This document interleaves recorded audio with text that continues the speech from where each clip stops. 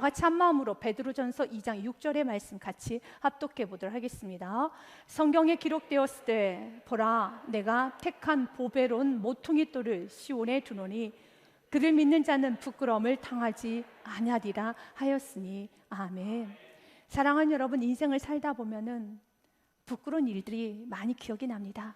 그래서 그때 내가 왜 그 말을 했을까, 그런 행동을, 그런 결정을 했을까라는 그런 생각에 얼굴이 화끈해지죠. 그러면서 주님, 내 인생이 너무 부끄럽습니다. 참 내 인생이 너무 창피합니다 라고 느껴집니다.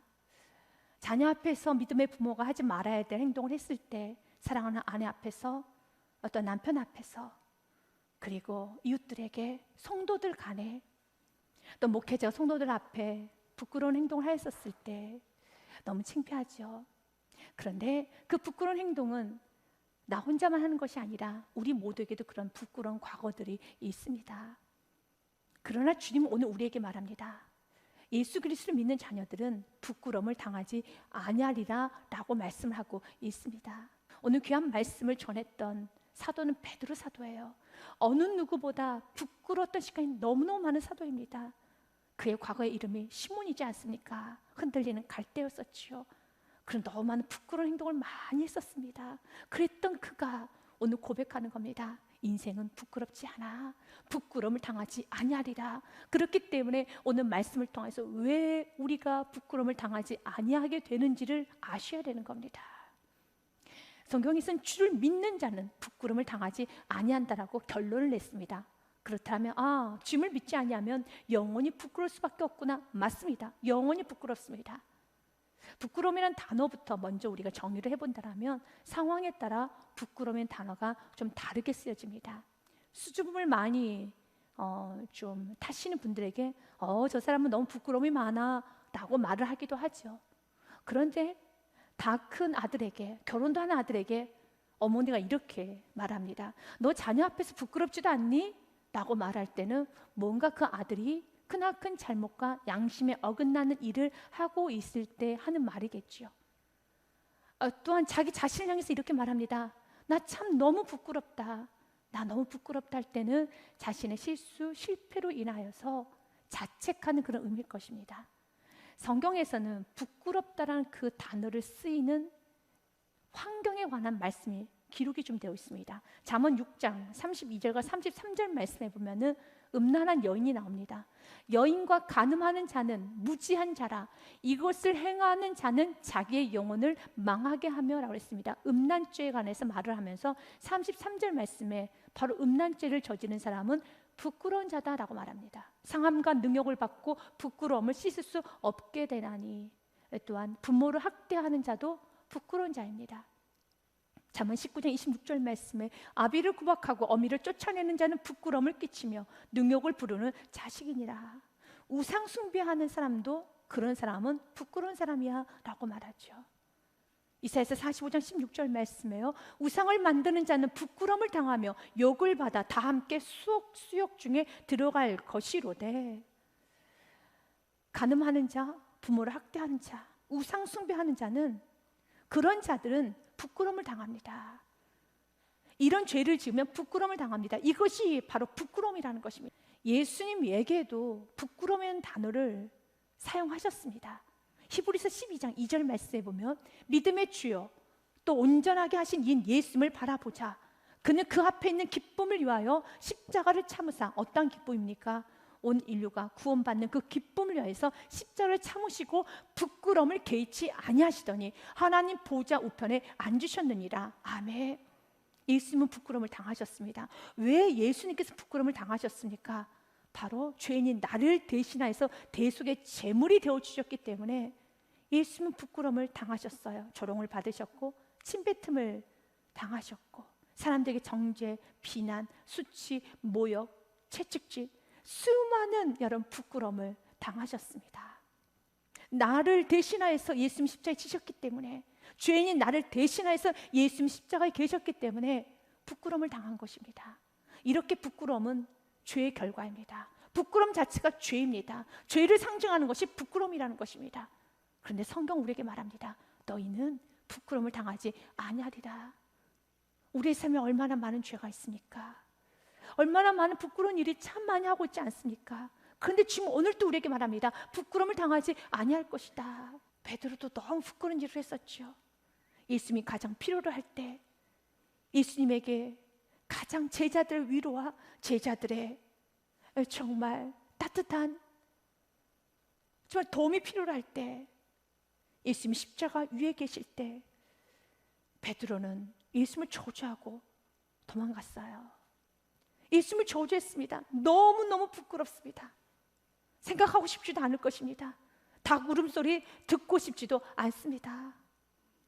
그런 베드로가 내 인생은 부끄럽지 않습니다. 난 부끄럽지 않습니다. 도대체 어떤 자신감이, 어떤 여러분 믿음이 있기에 이렇게도 그가 당당하게 너무너무 부끄러워서 얼굴을 들을 수가 없는 거예요. 지금 베드로는 사도예요. 예수님을 증거하는 사람입니다. 예수님을 증거하는 자가 과거에 예수님에게 저주라는 거예요. 욕지거리라는 겁니다. 가장 예수님께서 외로우실 때, 가장 예수님께서 공고하실 때 너무너무 예수님의 심장에다가 대못을 박았어요. 씻지 못할 죄를 지었다는 겁니다. 그런데 그가 고백합니다. 난 부끄럽지 않습니다. 난 부끄러운 인생이 아닙니다. 여러분도 부끄럽지 않습니다. 라고 그가 당당히 말할 수 있는 이유는 한 가지입니다. 예수님께서 나의 부끄러움을 가지고 가셨기 때문입니다. 나의 죄를 가지고 가셨기 때문입니다. 내가 받아야 될 수치, 조롱, 정죄, 어떻게 베드로 너가, 어떻게 베드로 당신이 이렇게 살 수 있어, 이렇게 행동할 수 있어 라고 수많은 비난과 정죄와 여러분 조롱을 예수님이 다 가지고 가셨어요. 예수님께서 담당하셨다는 겁니다. 이사야서 53장 말씀에 보면 사람들이 생각하기를 예수님이 너무 많은 부끄러움과 너무 많은 조롱을 받고 있기 때문에 예수님이 오늘 잠언의 말씀처럼, 이사야서 말씀처럼 음란죄를 저질렀나? 부모님을 학대하셨나? 우상을 숭배하셨나? 라고 수많은 죄를 지었나? 라고 생각을 하지만 아닙니다. 그는 실로 우리의 질고를 지고 우리의 슬픔을 당하였거늘 우리는 생각하기를 그는 징벌을 받아 하나님께 맞으며 고난을 당한다 하였노라. 너무 많이 맞았어요. 사람들에게 맞았습니다. 부끄러움을 당했습니다. 그러나 그 부끄러움을 당한 이유는 한 가지입니다. 나의 허물 때문에, 나의 죄악 때문이라. 아멘. 5절 말씀 같이 읽습니다. 그가 찔림은 우리의 허물 때문이요 그가 상함은 우리의 죄악 때문이라. 그가 징계를 받음으로 우리는 평화를 누리고 그가 채찍에 맞음으로 우리는 나음을 받았도다. 아멘. 예수님께서 베드로의 부끄러움을, 베드로의 죄를, 베드로의 그 연약함을, 베드로의 그 여러분 믿음 없음을 다 가지고 가셔서 예수님이 부끄러움을 당하셨고 채찍에 맞으셨고 비난을 받으셨다는 겁니다. 그래서 지금 우리에게 말합니다. 너희들은 부끄러울 필요가 없어. 내가 부끄러움을 다 당하였노라. 우리가 믿어야 되는 것은 부끄러움을 다 이루신 주님을 믿고 가고 담대하게 부끄러움의 문제를 해결해 주실 분은 오직 유일하신 분은 예수 그리스도밖에 없음을 알고 길과 진리와 생명 되신 분은 예수 그리스도밖에 없음을 알고 있는 모습 그대로, 부족한 모습 그대로, 죄인된 모습 그대로 주님께 나아가면 되는 것입니다. 그리고 주님 앞에 울면 되는 것입니다. 그리고 주님께 이렇게 결단하셔야 되는 겁니다. 주님, 길과 진리와 생명 되신 예수님의 말씀에 나는 순종하겠습니다. 절대 순종하겠습니다. 오직 예수님의 뒤만 따라가겠습니다. 나의 주 나의 예수님, 보배로신 나의 예수님 찬양합니다. 우리는 이렇게 고백하며 나아가는 것입니다. 한국 전쟁 때 있었던 일입니다. 귀한 선교사님이 이제 피난을 가기 위해서 부산으로 내려가는 과정에 있어서 차를 타고 가고 있는데 갑자기 선교사님의 부인이 여보 잠깐만 멈춰봐. 아기 소리가 들리는 것 같아. 그래서 차를 멈췄어요. 내려서 울음소리가 들리는 곳으로 가보니 다리 밑에 기가 막힌 일이 벌어져 있습니다. 눈 뜨고 볼 수가 없습니다. 참혹한 일이 일어나고 있어요. 30대 정도 된 한 여인이 발가벗은 채로 화석이 돼서 얼어 죽은 겁니다. 옷이 다 벗겨졌어. 발가 벗겨져서 그대로 얼어 죽었어요. 너무 기가 막힌 겁니다. 어떻게 이런 일이? 그런데 그 여인의 품에, 이미 시체가 되어서 꽁꽁 얼어서 화석이 된 그 여인의 품에 아기가 울고 있는 겁니다. 그래서 아기를 들여다보니 그 여인은 그 아기를 살리기 위해서 겉옷뿐만 아니라 속옷까지 다 벗은 거예요. 그래서 그 아이를 감싸 안고 그리고 죽은 겁니다. 얼어 죽은 거예요. 선교사님은 그 아이를 그 시체가 된 어머니 손에서 꺼내가지고 차에다가 데려놓고, 본인도 지금 피난길이기 때문에 어찌할 수 없어서 그냥 그 여인의 몸 위에 돌 몇 개를 얹어놓고 떠났다고 합니다. 그리고 전쟁이 끝난 후에 다시 본국으로 돌아갈 때 그 선교사님 부부는 그 아이를 입양해서 본인이 친자식처럼 키웁니다. 그리고 청년 때가 되자 선교사님이 아이를 불러서 이렇게 말합니다. 내가 오늘 너에게 정말 아름다운 너의 어머니에 관한 이야기를 해주련다. 너의 엄마는 너를 너무너무 사랑했어. 너는 세상에 그 어떤 아들보다 최고의 사랑을 받은 아들이야 라고 말합니다. 그때 그 아들이, 그 청년이 퉁명스럽게 이렇게 말합니다. 난 엄마 얼굴 본 적도 없는데요, 나는 엄마하고 품에 안겨본 적도 없어요. 저는 엄마 사랑을 받아본 적이 없어요 라고 말합니다.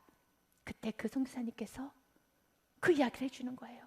너를 살리기 위해서 여인의 부끄러움도 개의치 않고, 너를 살리기 위해서 육신의 고통도 개의치 않고, 너의 어머니는 너를 위해서 겉옷뿐만 아니라 속까지 다 벗어서 너를 살리기 위해서 너의 몸을 감싸줬고, 어머니는 그 추운 날 너를 살리기 위해서 발가벗긴 채로 죽었단다.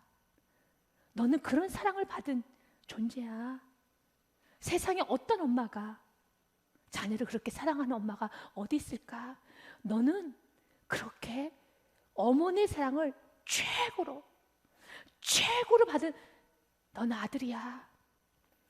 그 청년은 그 양 아버지의 선교사님의 이야기를 듣고 통곡하며 웁니다. 많이 웁니다. 그리고 가장 추운 날 1월에 한국에 들어가서 어머니 무덤에 찾아갑니다. 그리고 자신의 겉옷을 벗어가면서 그 어머니 무덤 위에 덮으며 이렇게 말합니다. 어머니, 얼마나 추우셨어요. 어머니, 얼마나 부끄러우셨어요. 어머니, 얼마나 추우셨어요. 어머니, 사랑합니다. 어머니, 사랑합니다. 맞습니다. 그 여인은 자신의 여인으로서의 부끄러움 개의치 아니했습니다. 육신의 고통 개의치 아니했습니다.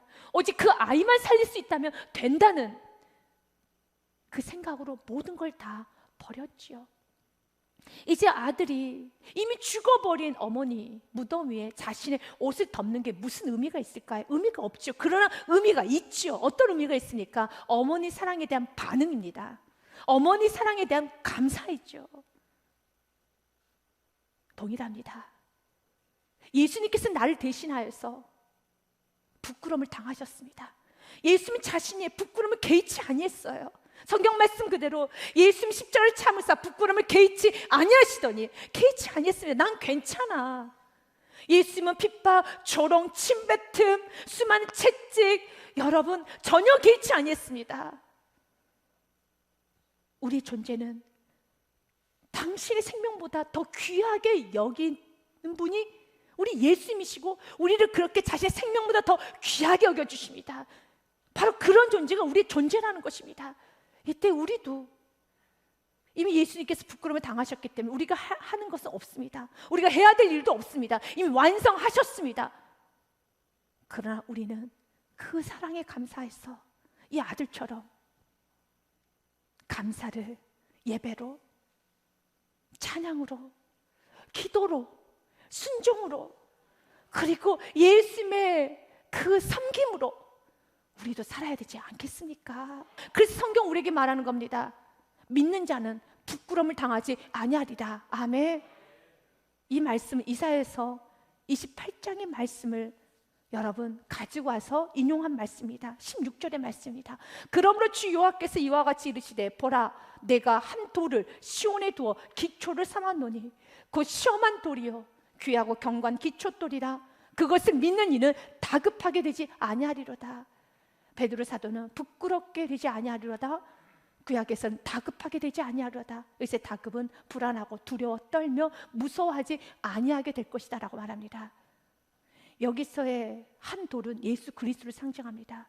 예수 그리스도를 시온에 두어 기초를 삼았노니 곧 시험한 돌이요. 여기서 시험한 돌이라는 것은 증명된 돌, 확증된 돌, 경고한 돌을 말합니다. 우리 예수님은 증명되어지고 확증되어진 경고한 돌이십니다. 그리고 그분은 가장 귀하고 경고한 기초돌이 되어주십니다. 그렇기 때문에 그분 위에 인생을 쌓아가는 가정사업장 여러분 일터 절대 무너지지 않습니다. 부끄럽지 않습니다. 다급해지는 인생이 되지 않습니다. 이스라엘 백성들은 이사야서 28장의 말씀을 통해서 선택을 해야 되는 것입니다. 내가 기초돌이 되어주신 하나님 위에 내가 인생을 쌓을 것인가, 아니면 상한 갈대와 같은 예굽을 의지할 것인가. 그 당시에 아수르의 공격이 있었어요. 이스라엘 백성들 고민하고 있습니다. 하나님 의지할 것인가, 아니면 예굽을 의지할 것인가. 어디를 의지해야 됩니까? 하나님 의지해야 되는 거죠. 그러나 어리석게 이스라엘 백성들은 예굽을 의지합니다. 성경은 이렇게 말합니다. 보라 내가 예굽을 믿는도다. 그것은 상한 갈대 지팡이와 같은 것이라. 사람이 그것을 의지하면 손에 찔리리니 애굽 왕 바로는 그를 믿는 모든 자에게 이와 같으리라. 손이 찔려져요. 상한 갈대입니다. 상한 갈대를 의지하면 안 되고 견고한 여러분 기초돌이신 예수 그리스도를 의지하고 나아가는 인생 부끄럽지 않습니다. 예수 그리스도를 의지하고 나아가는 인생 다급해지지 않아요. 불안하고 두려워하지 않습니다. 이사야서 31장 말씀에도 이렇게 되어 있습니다. 1절 말씀 우리 같이 읽습니다. 도움을 구하러 예굽을 내려가는 자들은 와 있을진저 그들은 말을 의지하며 병거의 많음과 마병의 심히 강함을 의지하고 이스라엘의 거룩하신 이를 앙모하지 아니하며 여호와를 구하지 아니하니. 이거 참 어리석은 인생이라는 겁니다. 2절과 3절은 제가 읽습니다. 여호와께서도 지혜로우신 적 재앙을 내리실 것이라 그의 말씀들을 변하게 하지 아니하시고 일어나서 악행하는 자들의 집을 치시며 행악을 돕는 자들을 치시리니 예굽은 사람이요 신이 아니며 그들의 말들은 육체요 영이 아니라 여호와께서 그의 손을 펴시면 돕는 자도 넘어지며 도움을 받는 자도 엎드려져서 다 함께 멸망하리라. 아멘. 오직 반석 대신 예수 그리스도를 의지해야지만 부끄럽지 않은 인생 되는 겁니다. 그러나 애굽 의지하면 세상 의지하고 사람 의지하고 자기 자신 의지하며 물질 의지하고 세상 방법 쓰면은 다 망하리라. 맞습니다. 망합니다. 그래서 오늘 사도 베드로가 이렇게 말하는 겁니다. 여호와를 의지하는 자는 부끄럽지 않을 것이란다. 로마서 말씀에 보면 사도 바울도 동일한 이사야서 말씀 인용해서 이렇게 말합니다. 어찌 그러하냐 이는 그들이 믿음을 의지하지 않고 행위를 의지함이라 부딪힐 돌에 부딪혔느니라. 여기서 부딪힐 돌은 예수 그리스도를 말합니다. 예수 그리스도에게 어떤 인생은 축복이고 예수 그리스도가 어떤 사람에게는 여러분 생명의 길이지만 동일한 예수 그리스도가 어떤 사람에게는 부딪힌 돌이 됩니다. 왜 그렇습니까? 축복과 저주는 양산에 있어요. 여러분들이 예수님을 영접하면은 그분이 길이 되어주실 것이고 진리가 되어주실 것이고 모든 말씀은 여러분에게 축복이 되어줍니다. 그러나 그 예수를 거부하는 순간에 모든 말씀은 다 나에게 심판이 됩니다. 모든 말씀은 다 나에게 저주가 됩니다. 이걸 지금 예수님 말씀하시는 겁니다. 사도 바울이 유대인들을 향하여서 그들은 믿음을 의지하지 않고 예수 그리스도를 의지하지 않고 행위를 의지함이라. 유대인들은 자신의 행위로 의로워지고 하나님의 나라 천국에 들어가려고 노력을 했었습니다. 그래서 열심히 율법을 지켰고 열심히 그들은 규율을 만들었습니다. 그러나 율법도 지킬 수 없지요. 그러나 그들은 자기 나름대로 이렇게 자기가 열심히 노력하면 열심히 살면은 천국 갈 수 있어 라고 생각을 했습니다. 의로워질 수 있어 라고 생각을 하는데 어느 날 예수님이라는 분이 나타나셔서 이렇게 말합니다. 내가 곧 길이고 진리고 생명이니 나로 말미암지 않고서는 아버지께로 갈 자가 없느니라 라고 말씀을 하는 거예요. 자기 생각과 예수님이 충돌이 일어난 겁니다. 내 생각에는 내가 열심히 살면, 열심히 행하면은 의로워질 수 있다고 생각을 했는데 예수님은 이렇게 말씀하시는 거예요. 나로 말미암지 않고서는 아버지 집에 갈 수 없다라고 말합니다. 그래서 그들이 33절 말씀처럼 내 생각에 방해가 되니까, 내 계획에 방해가 되니까 결국 예수님을 죽였어요. 기록된 바 보라, 내가 걸림돌과 거치는 바위를 시온에 두니 그를 믿는 자는 부끄러움을 당하지 아니하리라 함과 같으니라. 아멘. 믿으면 부끄러움을 당하지 않고 천국 가는 것이고, 믿으면 회복이 되는 것이지만 끝까지 믿지 아니하면 예수 그리스도가 무엇이 됩니까? 인생의 걸림돌이 되고 거치는 바위가 되는 거예요. 유대인들에게 있어서 예수님은 걸림돌이었습니다. 예수만 없으면 내가 열심히 내가 의로워져서 내 계획대로 나아가면 되는데 예수 한 분이 자꾸 이런 말을 하는 거예요. 나를 믿지 않고서는 천국에 갈 수 없다라고 말을 하니 예수님이 걸림돌이 된 겁니다. 우리 인생도 동일합니다. 우리가 주님을 영접하고 받아들이면 우리는 축복의 길이 열리는 겁니다. 부끄럽지 않습니다. 그런데 내 생각대로 끝까지 고집하고 내 계획대로 끝까지 고집하는데 말씀과 부딪혔어요. 말씀에서는 그 생각 버리세요, 그거 안 됩니다 라고 말할 때 내가 버리지 아니하면 이 말씀과 내가 무엇이 됩니까? 충돌이 일어나는 거예요. 말씀과 내가 지금 싸우고 있는 겁니다.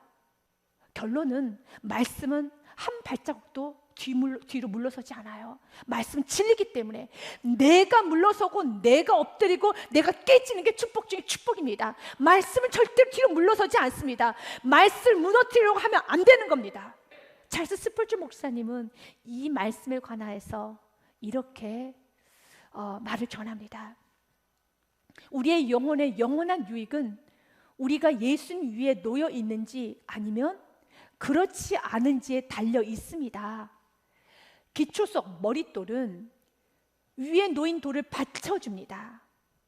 마찬가지로 예수 그리스도께서 우리의 영혼을 지탱하여 주시고 보호하여 주십니다. 믿음은 자신을 의지하는 것을 포기하고 적극적으로, 전적으로 예수님에게 자신의 영혼을 맡기는 것, 의존하는 것입니다. 기초석이 되어주신 예수 그리스도께 떨어져 나와 자신을 의지하고 이리저리 옮겨지는 돌이 되어서는 안 됩니다. 여러분의 모든 근심과 염려, 무거운 짐을 주님께서 여러분을 대신하여 지시게 하십시오. 맞습니다. 그리스도인 성도의 삶은 여러분 기초돌이 되어주신, 머릿돌이 되어주신 그 예수 위에 여러분 인생을 얻는 겁니다. 그러나 그 돌이 무거우면 무거울수록 기초돌은 더 깊이 박히겠죠. 성도님들 삶 중에서 동일하게 예수 그리스도를 믿어도 어떤 성도는 견고한 성도가 있지만 어떤 성도들은 흔들린 성도가 있어요. 왜 그렇습니까? 염려, 근심, 걱정을 맡기지 않았기 때문에 그래요. 기초석 위에 놓인 돌이 무거우면 무거울수록 그 기초는 더 깊이 박히는 것처럼 내가 자그마한 것까지도 매 순간순간마다 주님께 내어드리고 주님께 맡기면 그 기초가 더 견고해지는 거예요. 인생은 더 견고해지는 겁니다. 그런데 어떤 분이 이렇게 말합니다. 아유, 이 정도 걱정은 내가 해결할게요. 이 문제는 그냥 내가 해결할게요 라고 하면서 기초석 위에 모든 돌을 올려놔야 되는 겁니다. 모든 돌을 올려놔야 되는 겁니다. 염려, 걱정, 근심, 문제, 올리지 않을 문제는 없어요. 다 올려놔야 됩니다. 올리면 올릴수록 기초석은 더 단단히 박히는 거예요. 단단히 박혀야지만 우리의 인생은 견고해지는 겁니다. 그런데 큰 건 올려놓고 자그만 거는 내가 알아서 처리할게요 라고 하면 여러분의 인생은 흔들거려지는 겁니다. 예레미야서 말씀에도 성경 우리에게 이렇게 권합니다. 그러나 무릇 여호와를 의지하며 여호와를 의뢰하는 그 사람은 복을 받을 것이라. 8절 말씀 같이 읽습니다. 그는 물가에 심어진 나무가 그 뿌리를 강변에 뻗치고 더위가 올지라도 두려워하지 아니하며 그 잎이 청청하며 가무는 해에도 걱정이 없고 결실이 그치지 아니함과 같으리라. 아멘. 더위가 와도 가무는 해가 와도 청청하는 건 이유는 한 가지입니다. 물가에 심어진 나무가 그 뿌리를 강변에 뻗쳐야 되는 겁니다. 깊숙이 뻗쳐야 되는 겁니다. 우리의 주춧돌이 되어주신, 우리의 머릿돌이 되어주신 예수님께 여러분이 완전히 밀착을 하셔야 되는 겁니다. 말씀에 여러분들 밀착하셔서 그 말씀의 은혜도 받고 위로도 받고 권면도 받고 책망도 받고 힘도 얻고 그렇게 살아갈 때 우리 인생은 부끄럽지 않습니다.